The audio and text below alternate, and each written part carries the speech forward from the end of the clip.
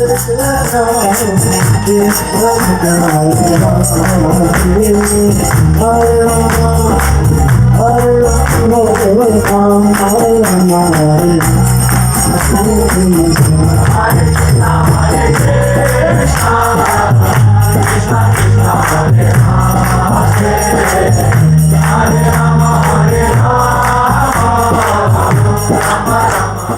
Krishna, dear devotees and saints and sadhus.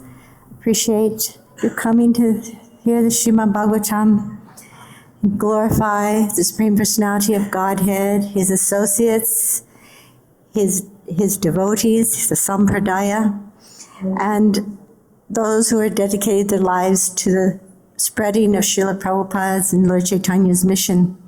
By coming together like this, we not only purify our own hearts, but we purify the hearts of the whole world. Because the world is immersed in ignorance and anxiety and a hopeless condition. And as an instrument, I pray that Srila Prabhupada, that he uses me in supporting his teachings, and we all become enlivened. And thank you. So today we're starting a new chapter, chapter 87.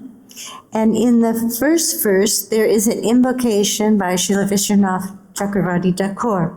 And I like to add that into our prayers because it's something to be relished. And his mood and mentality is exceptionally humble, and I felt it reflected, for me, it felt like it really touched my heart.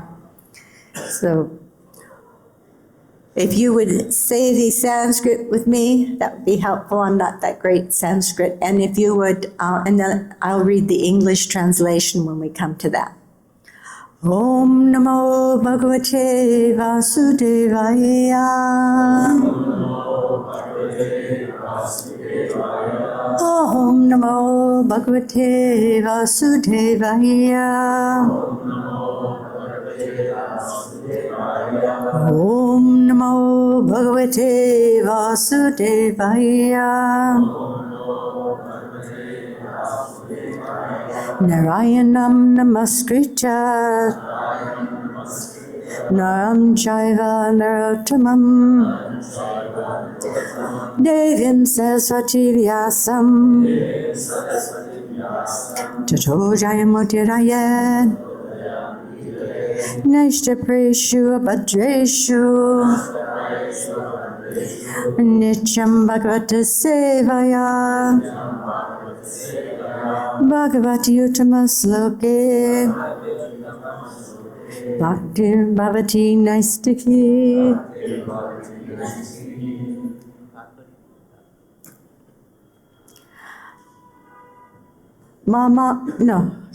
Srila Vishwanath Chakravarti.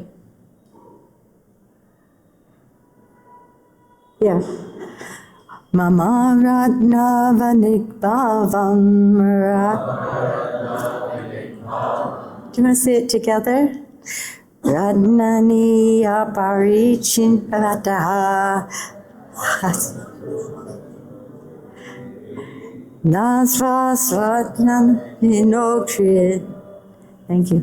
The saintly devotees may laugh at me for becoming a jewel merchant, though I know nothing about precious jewels. But I feel no shame, for at least I may entertain them. Name Shivadushtyapi Napi Bhaktir Viraktir Natatapi Lauryat Surdurgamadeva Bhavami Veda Stuti Arta Chintamani Rasi Grunhu. Though I have no wisdom, devotion, or attachment, I am still greedy to take the philosopher's stone of the Vedas prayers from the fortress in which it is being kept. Mamni chaitayam avivekavayu pravartate pratitidum balexit Lekamiyata Swami Sanatana Shri Krishna Griva Samba Krita Labamha. If the wind of indiscretion, my failure to acknowledge my lowly position, threatens to knock me down, then while writing this commentary, I must hold on to the effulgent pillars of the feet of Sridhar Swami, Sanatan Goswami, and Lord Krishna. Pranamniyat Shri Gurum Bodhya Shri Krishnam Karunarnavam Lokanatham Jagat Chaksu Shri Sukam Tam Upashraya.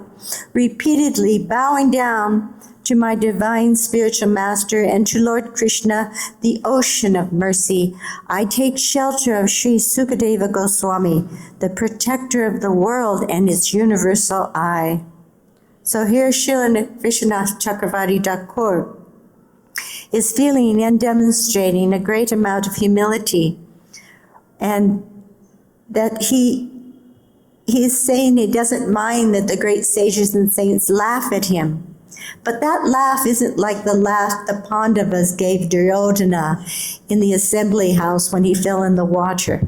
This laugh is a laugh that a parent gives a child when the child really endears themselves to him.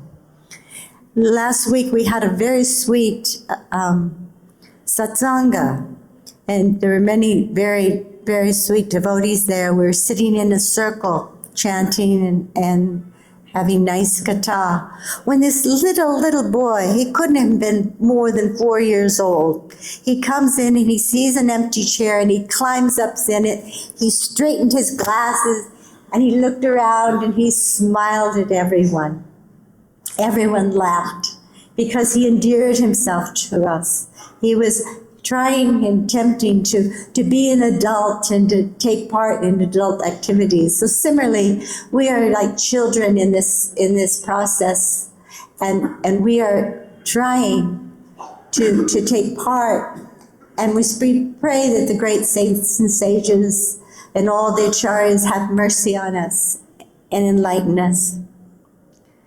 Om Ganatimirandasya Jananjana Salakaya Chaksun Militan Yena Tasmai Shri Gurave Namaha Shri Chaitanya Manobhistam Sapitam Yena Bhutale Swayam Rupagadam Mayam Dadanti Swapadantikam Vandeham Shri Guru Shri Yuta Parakamalam Shri Guru Vaishnavamscha Shri Rupam Sagrajatam Sahagana Natam Vitam Tam Sajivam Sadvaitam Sadvarutam Parijana Sahitam Krishna Chaitanya Devam Shri Radha Krishna Padam Sahagana Lalita Shri Vishika Vidamscha. Hey Krishna Karuna Sindhu Dina Bandhu Jagatpate Gopisa Gopika Kanta Radha Kanta Namosute Tapta Kanchana Gorange Radhe Vrindavaneshwari Vishabhanu Sude Devi Pranamami Hari Priye Vanchakalpatrubhyascha Kripa Sindhu Bhayevacha Patitanam Bhavanebhyo Vaishnavebhyo Namo Namaha Shri Krishna Chaitanya Prabhu Nityananda Shri Advaita Gadadhar Shivasari Gaur Bhaktavinda Hare Krishna Krishna Krishna Hare Hare Hare Rama Rama Rama Hare Hare. So as we start chapter 87, verse 1, I'll read the summary and then we'll chant the first verse. This chapter presents the prayers by the personified Vedas, glorifying that personal and impersonal aspects of Lord Narayan. King Parīkṣit asked Śukadeva Goswami how the Vedas can directly refer to the supreme absolute truth, Brahman, since the Vedas deal with the material realm governed by the three modes of material nature, and Brahman is completely transcendental to these modes. In reply, Śukadeva Goswami described an ancient encounter between Sri Narayana Rishi and Narada Muni at Bhadrakara Ashram. Traveling to that sacred hermitage, Narada found the Lord surrounded by exalted residents of the nearby village of Kalapa. After bowing down to Narayana Rishi and his associates, Narada submitted the same question to him. In reply, Narayana Rishi related an account of how this very question had been discussed long ago among the great sages living on Janaloka. Once these sages, feeling inquisitive about the nature of the absolute truth, chose Sanandana Kumar to speak on the subject. Sanandana told them how the numerous personified Vedas, appearing as the first emanations from the breathing of Lord Narayan, recited prayers for his glorification just before the creation. Sadananda then proceeded to recite these elaborate prayers.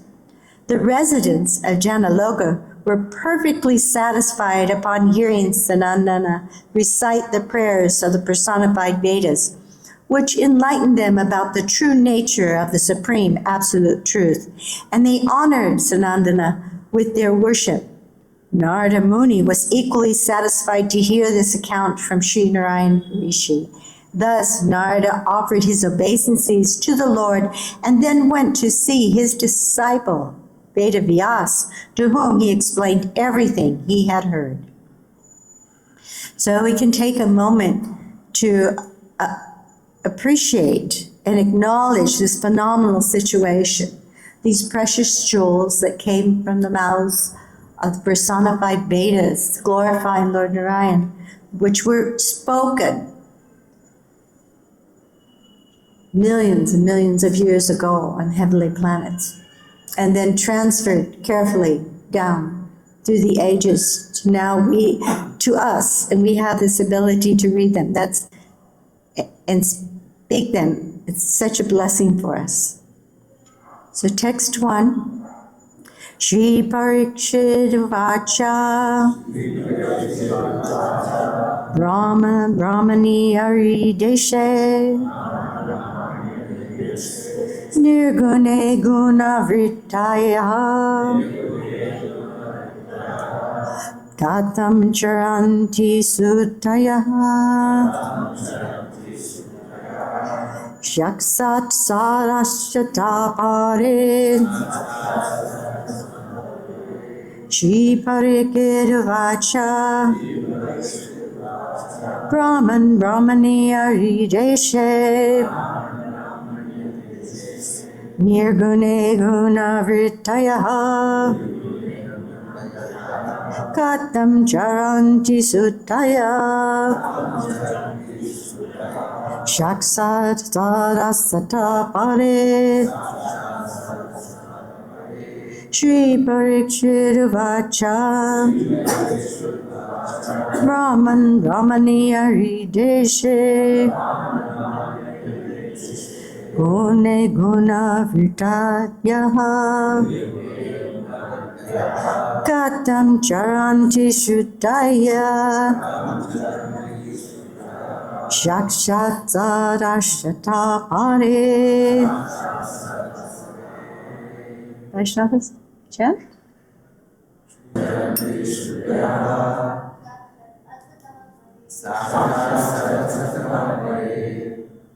Śrī Parīkṣit uvāca. Śrī Parīkṣit said, Brahman, O Brahmana, Śukadeva, brahmaṇi, in the absolute truth, anirdeśye, which cannot be described in words, nirguṇe, which has no qualities, guṇa, the qualities of material nature, vṛttayaḥ, whose scope of action, katham, how, caranti, function by referring, śrutayaḥ, the Vedas, sākṣāt, directly, sad, to material substance, asataḥ, and its suitable causes, pare, in that which is transcendental. This is the translation and purport by the disciples of Srila Prabhupada.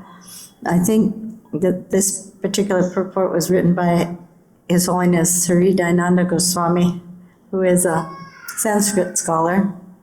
And Prabhupada said he had the greater intelligence than demigods, and that he proved that by graduating from Harvard in the shortest amount of time of anyone. Śrī Parīkṣit said, "O Brahmana, how can the Vedas directly describe the supreme absolute truth?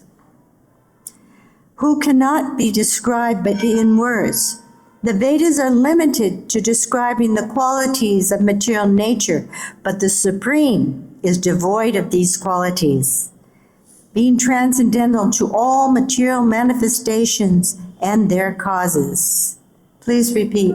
Śrī Parīkṣit said, "O Brahmana, how can the Vedas directly describe the supreme absolute truth?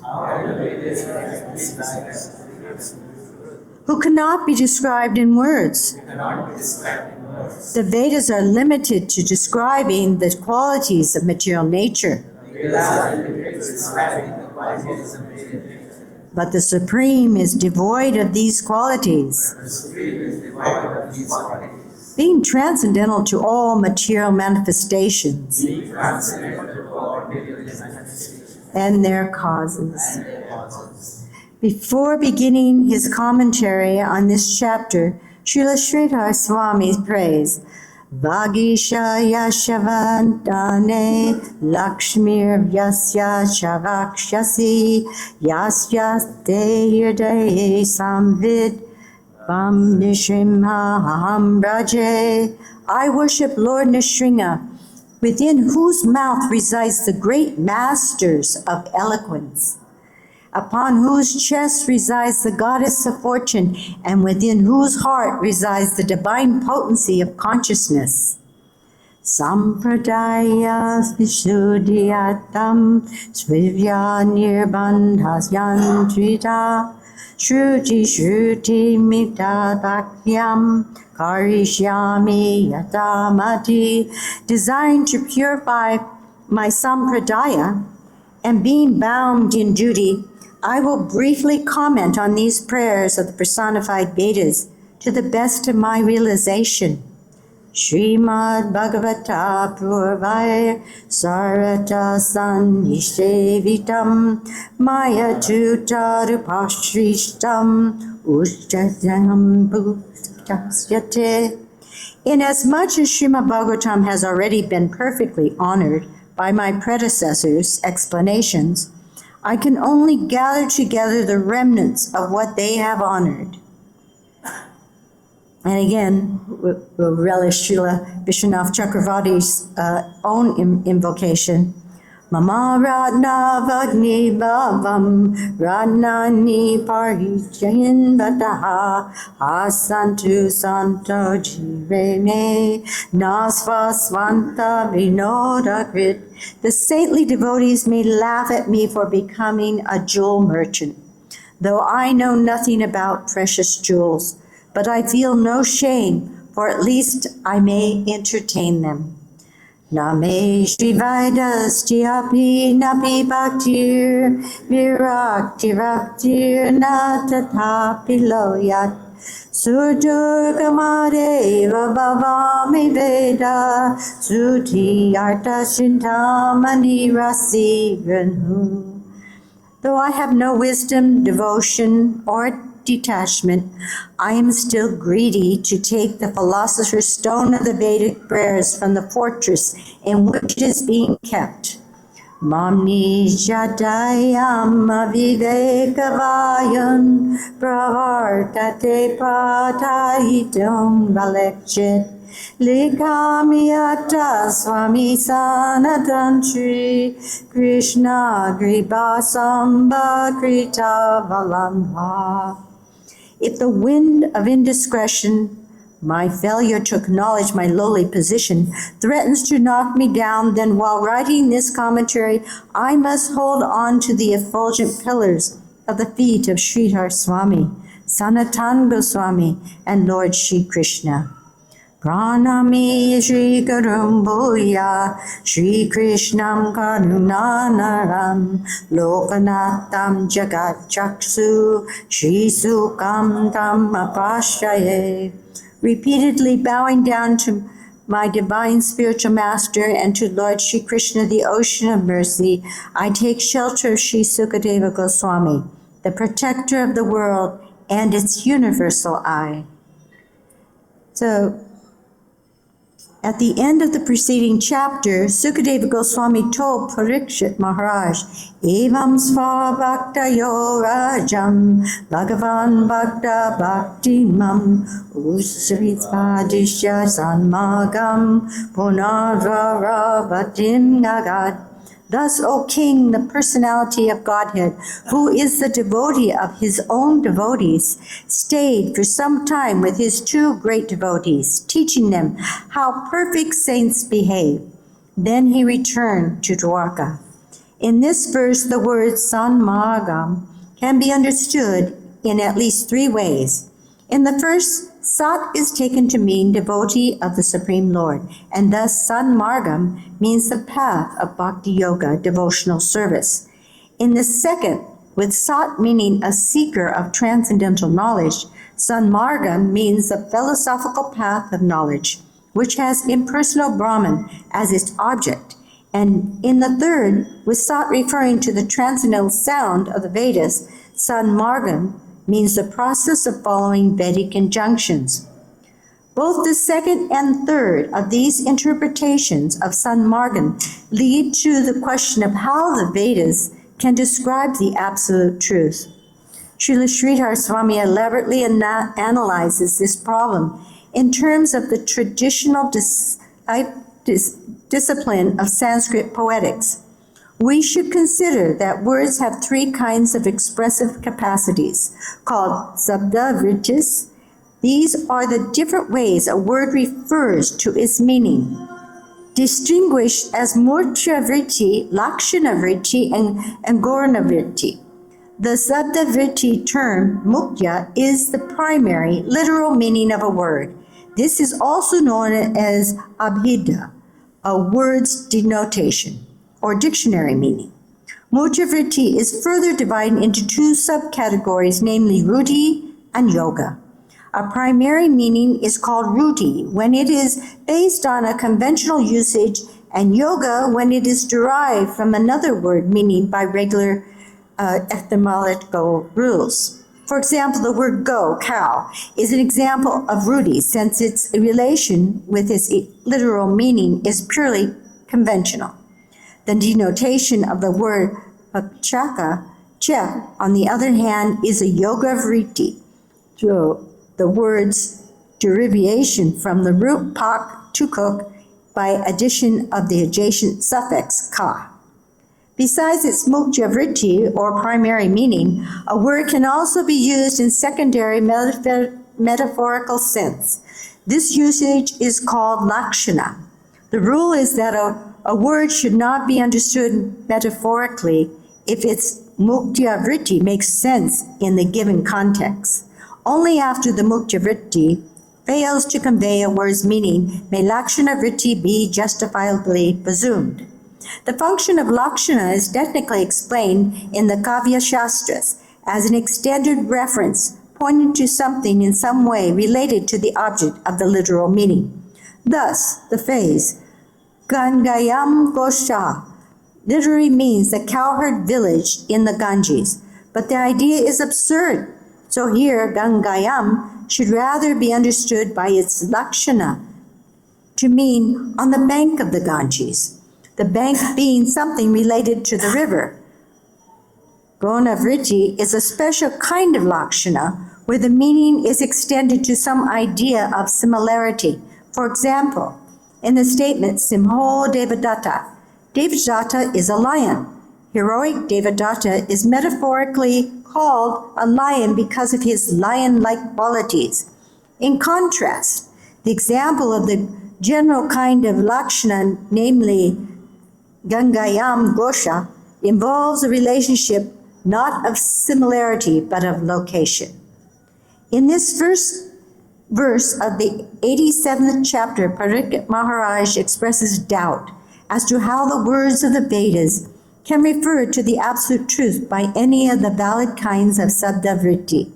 He asks katham sākṣāt caranti, how can the Vedas directly describe Brahman by rudra muktya vritti, literal meaning based on conversation? After all, the absolute is anirdeśye, inaccessible to designation. And how can the Vedas even describe Brahma by guṇa-vṛttayaḥ, metaphor based on similar qualities? The Vedas are guṇa-vṛttayaḥ, full of qualitative descriptions, but Brahma is nirguṇa, without qualities. Obviously, a metaphor based on similar qualities cannot apply in the case of something that has no qualities. Furthermore, Parikshit Maharaj points out that Brahman is sad-asataḥ, beyond all causes and effects, having no connection with any manifest existence, subtle or gross. The Absolute cannot be expressed by either yoga vritti, a meaning derived etymologically, or lakshana, metaphor, since both require some relationship of Brahman to other entities. Thus, King Parikshit is puzzled as to how the words of the Vedas can directly describe the absolute truth. So Srila Sridhar Swami begins his commentary by glorifying Lord Nrsimhadev and saying that in his mouth resides the great masters of eloquence.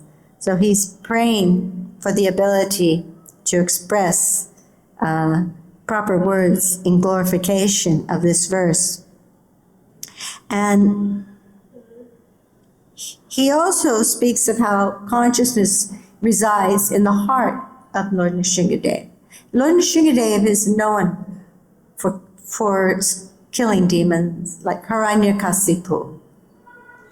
And that we sing the prayers of Lord Nrsimhadev after Arati. Prabhupada instructed us to. And he told us it would protect us from demons.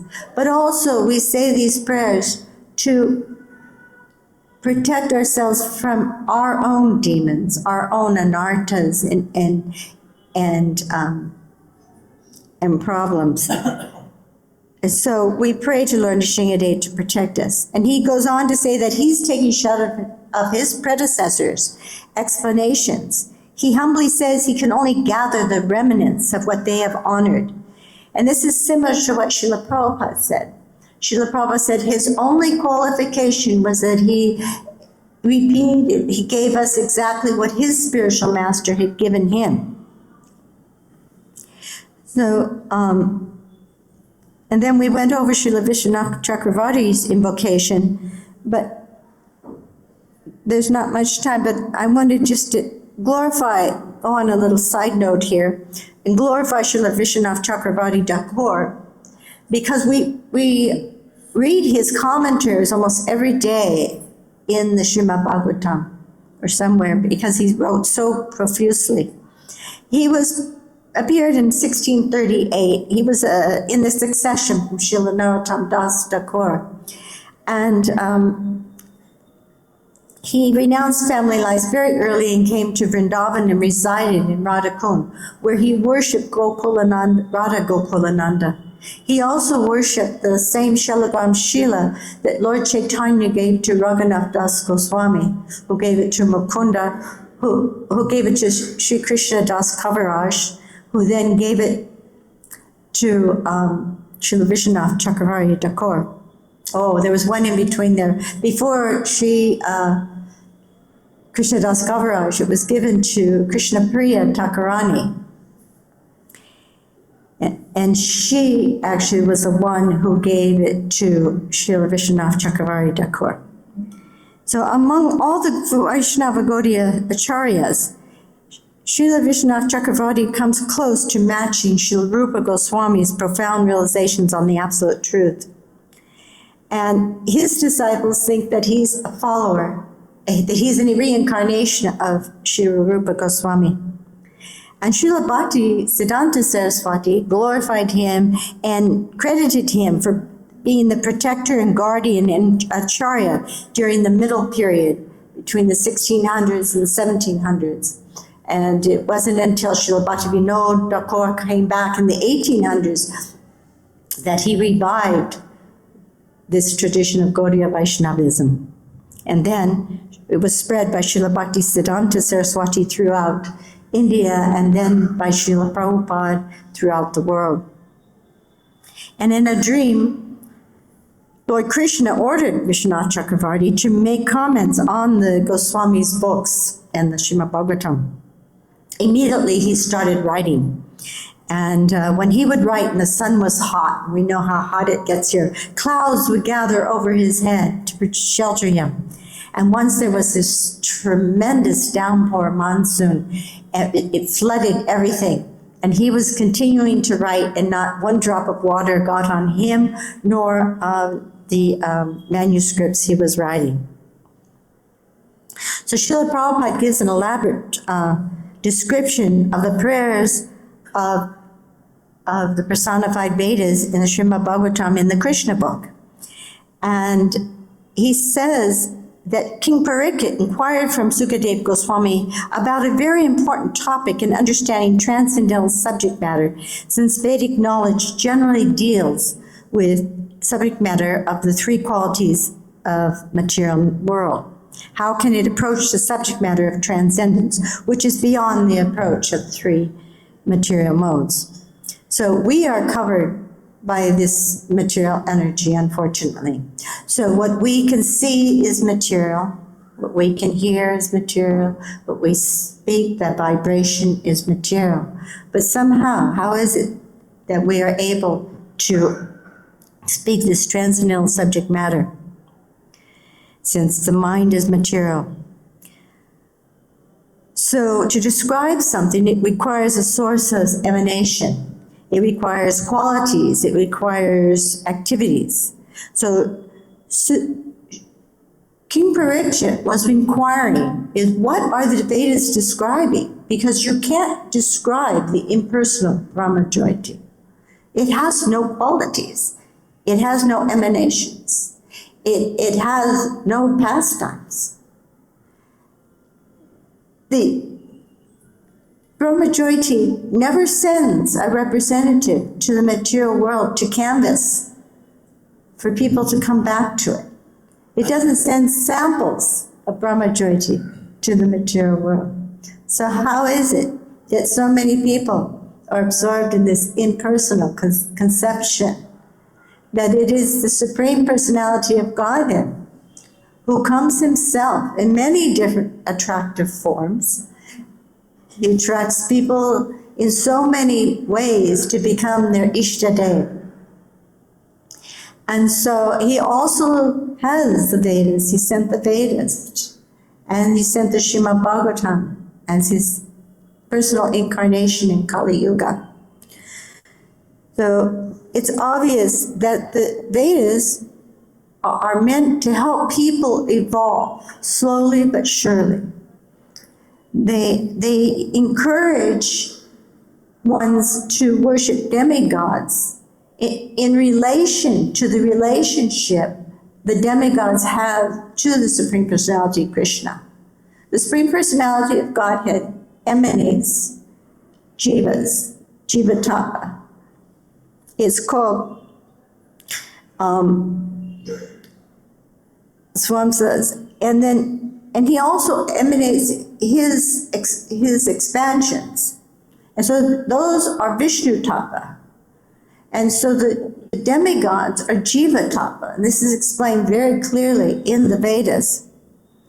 So understanding the absolute truth, we know, takes a process. It's a process of a gradual process of 3 realizations. And Srila Prabhupada gave us a beautiful analogy of seeing a mountain from a distance.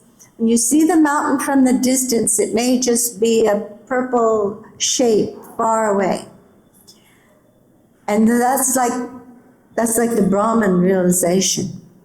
And then as we drive closer, we can see that there's colors on this mountain. There's different greens, different earth tones. We may see rock formations, may see roads. This is a Paramatma feature of the Supreme Personality of Godhead.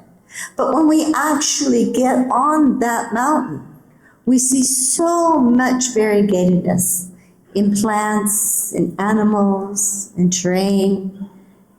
And in that way, that's when we actually understand the Supreme Personality of Godhead, Shri Krishna. So the Vedas primarily deal with 3 departments of activities: karma kanda, jnana kanda, and worship of the Supreme Lord.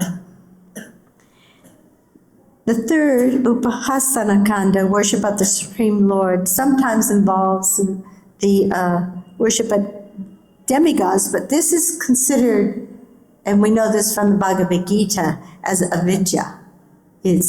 It's not bona fide. And for that reason, impersonalists say we should meditate on the impersonal. But how can anyone meditate on something that can't be actually described? So the Vedas have a very large capacity to direct human society, no matter what level a person is coming at. So if a person is at a very low level, they may be addicted to sense gratification, maybe addicted to meat eating. So the Vedas recommend they worship the goddess Kali, and they say prayers to the goddess Kali. And when they sacrifice a goat, no other animal is allowed for sacrifice. They say a mantra that they're agreeing that this goat can take their life in the next life. So they're agreeing to give up their life to this goat before they slaughter it. So gradually, through karma kanda and the regulations, the worshippers are allowed to eat meat and gradually rise in consciousness. So it's an evolution of consciousness the Vedas offer. By worshiping the demigods, one gradually comes to appreciate that everything is actually coming from Krishna. And this is again described in the Bhagavad-Gita. And that why the impersonal Brahman is inferior to the Supreme Personality of Godhead is because the impersonal Brahman makes no effort to retrieve the fallen conditioned souls out of this material world. Srila Prabhupada, he's a master of analogies. He gave us so many beautiful analogies to think of Krishna. We could just be walking down the street and we just see a screw lying in the gutter.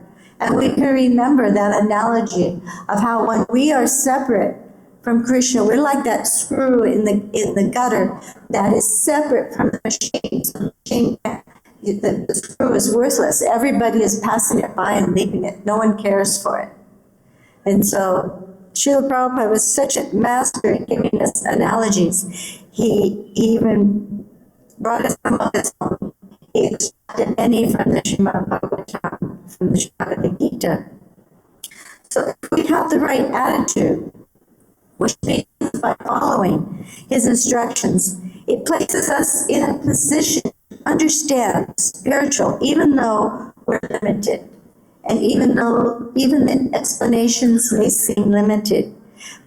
But the limitation is forever receding. And as we become more and more purified, to the understanding is developing, and we grow, and we apply our hearts to this process. Srila Prabhupada said that King Parīkṣit's question was very important because he was trying to distinguish, is the Vedas describing the impersonal Brahman or the Supreme Personality of Godhead? The Supreme Personality of Godhead says that he has created the mind, the intelligence, and the living force for transmigrating from one body to another, but also for becoming realized and leaving this material body. So it's through the mercy of the Supreme Lord that one can actually leave this material world to higher condition. So once one comes to his original position, goes back home, back to Godhead. So the living entity is given intelligence in the human form, but this intelligence has to be utilized in the proper way, or else it will transmigrate to another body. A point that's clearly stated is answered by Srila Śukadeva Goswami, makes the point that the Supreme Lord created the mind and the intelligence and the senses. Because without the mercy of the Supreme Lord, when we touch these beautiful flowers, we're thinking we're just touching material flowers. But no, we're touching prasadam. When we eat, we take prasadam. When we're hearing transcendental sound vibration. So the big reality that we're experiencing in Kali Yuga is it's not possible for a common man to follow the rules and regulations of the Vedas through the yogic process. And through the mercy of Lord Chaitanya, he appeared in this age, especially to spread the chanting of the harekrishna Maha Mantra. So it's a very complicated process that was required in previous ages has become so possible and so simple in this age. So our intelligence, our senses, and our mind can be purified and elevated.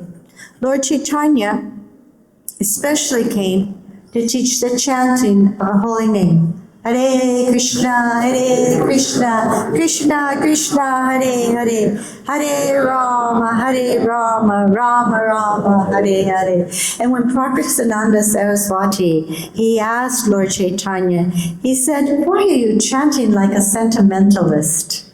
And Lord Chaitanya told him, he said, my spiritual master says I'm a great fool. And thus he asked me to chant the holy name. And ever since I've been chanting the holy name, I've become ecstatic, like a madman. So in this age of Kali, most of us are foolish and not adequately educated to understand the Vedanta's philosophy. The best purpose of a philosophy is to serve by inoffensive chanting the holy name of the Lord. The Vedanta is the last word in Vedic wisdom, and the author and knower of the Vedanta philosophy is Lord Shri Krishna. And the highest Vedantist is the greatest soul who will take pleasure in chanting the holy name of the Lord. That is the ultimate purpose of all mysticisms. And Srila Prabhupada, in such a beautiful way, he gave the world all this divine knowledge through his books. And on the eve of the great marathon, book distribution marathon, this is a nice meditation of how these books are really the suitable means so that people can understand the reason why they must chant Hare Krishna, Krishna Krishna, Hare Hare, Hare Rama, Rama Rama, Hare Hare. So while you distribute these books, may you become enlivened and may your book distribution be very bountiful so that many, many people can hear and take advantage of this process from this age of Kali. And I'll stop here in case you have any comments or questions or additions or, yes, Prabhu. Yeah, can someone give you a mic? I don't hear so well, so.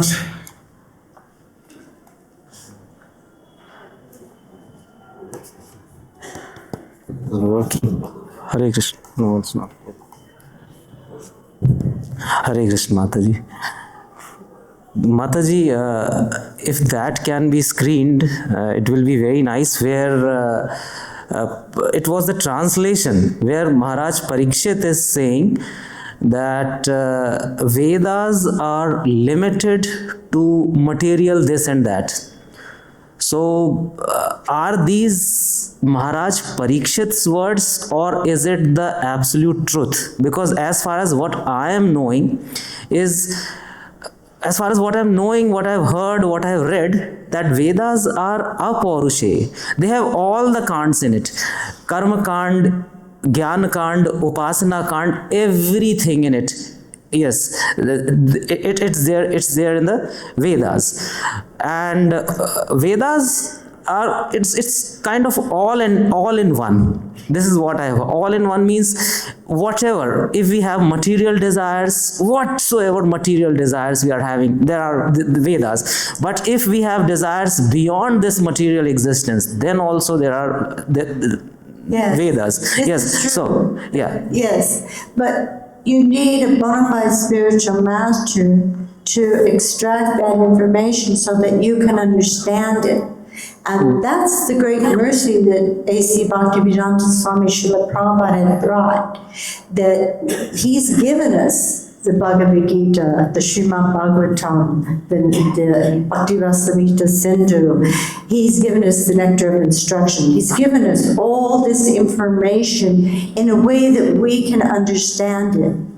And it comes also by the mercy of the Supreme Lord as well, that we can understand. And we attain that mercy through the chanting of Hare Krishna, Krishna Krishna, Hare Hare, Hare Rama, Rama Rama, Hare Hare. So this is what this process is in this age. But the Vedas offers so much. They offer things for different ages. For people who had lifetimes of 10,000 years, 100,000 years. We're very limited in this age. Our intelligence is limited, our senses are much more defective, and we're subject to making so many mistakes. That's why it's so important to take shelter of a bona fide spiritual master. Okay? Did that answer your question? There is one shloka in Bhagavad-Gita which says to Arjuna, you become nistraigunya bhavarjuna. Traigunya vishaya veda, nistraigunya bhavarjuna. Nitya sattvasto, nirdvandvasto, niryogakshema atmavan. Here it is mentioned, Traigunya vishaya veda. Vedas describe the three gunas.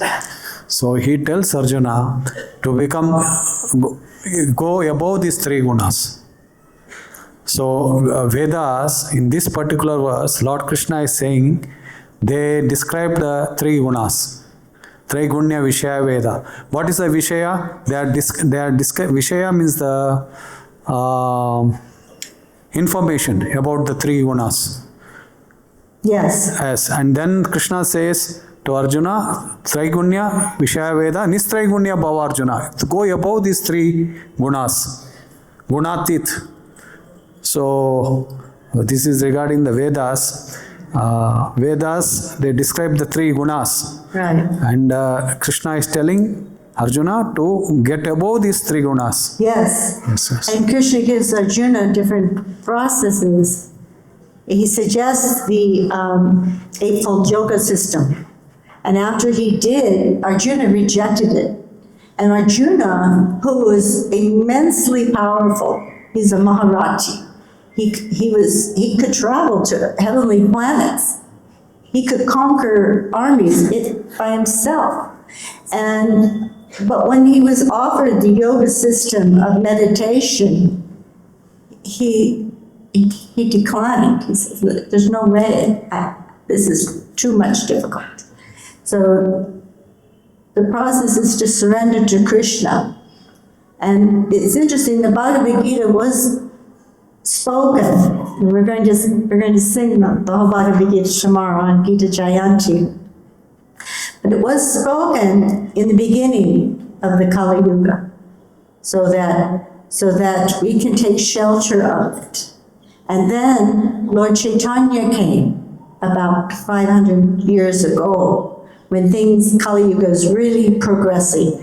And even in my lifetime, I am seeing Kali Yuga progressing quickly. But this process of chanting and following the program that Srila Prabhupada established is saving all these people who came to it seriously. And when somebody meets one of these people anywhere on the street, they can see it. They can see the effulgence. They can see that there's something different about this person. I had a friend, she's since passed, but her name was Payasvini. And she had to go to get a regular job because she had a family to support. And she became a manager in a government job in Tulare County, America. And she had many people working under her. And she never told anyone she was a devotee. But she would keep some prasadam on her desk, a little candy jar. So if anyone came to her to ask a question or something, she'd give them some prasadam. But she's serious about doing her job or doing her business. And then one of her employees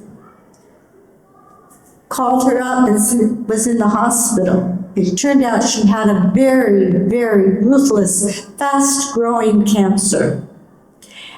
And she said, I'm dying. And I know you know something about God, and I want you to tell me.